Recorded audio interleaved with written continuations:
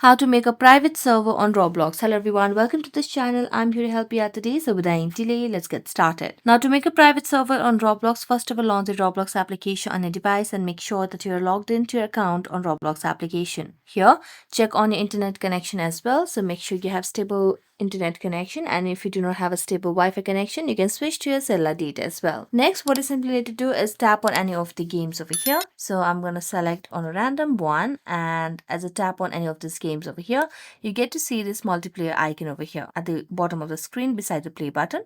So tap on it, and here you can simply tap on create private server. As you do that, it will lead us to a new page where you'll be able to see the options over here. So let's tap on create private server, and you have to enter the server name. So you can simply create anything and tap on buy now option. So a lot of times it's free, but at times it also costs you something. So you can simply tap on customize or not now. I'm going to tap on not now, and you just have to enter the server name and you'll be able to create a private server on Roblox. So that's it. Thank you so much for watching this video. See you next time.